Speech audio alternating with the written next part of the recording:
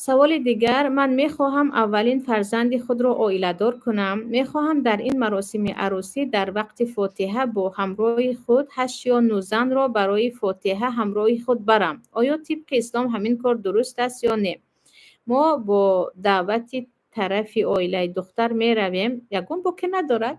شما مهمانی می روید و در یعنی توی مراسم ها مادامی که خلاف شرعی نیست، شما چند نفر رو گرفتید و خانه خدا رفتید، یگان باکی ندارد.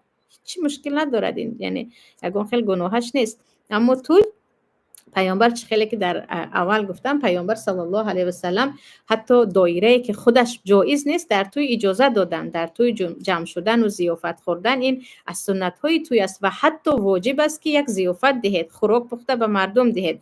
با چند زن رفتید باکی نیست، ولی توی ها وقتی که از حد فقط مقصد از توی خودنمایی می شود، ریاکاری می شود، پخت و پز زیاده که نصف آن به پرتاب می رود و خیل به خیل پوشیدن هایی که همش خودنمایی هست و اسراف است، انا اینجا دیگر هیچ برکتی توی نمیموند و معنای توی از بین می رود. اما در توی ضیافت دادن، مهمان جیغ زدن، مهمان را دعوت کردن و حتی دایره زدن بین زنها باکی ندارد، جایز است.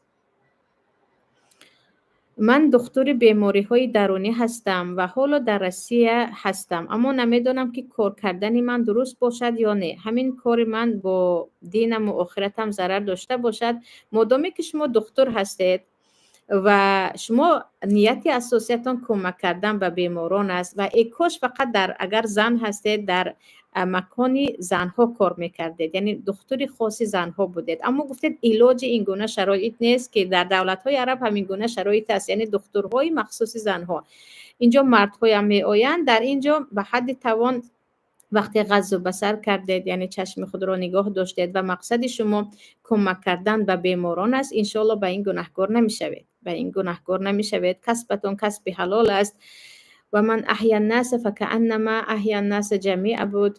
آیت خطا نکنم. کسی که برای زنده موندن یک نفر کوشش میکند، گویا که او تمام انسانها را زنده کرده است. انشالله با این دکتریتون که مقصدتون به بیماران کمک کردن و کسب حلال است، انشالله ثواب میگیرید.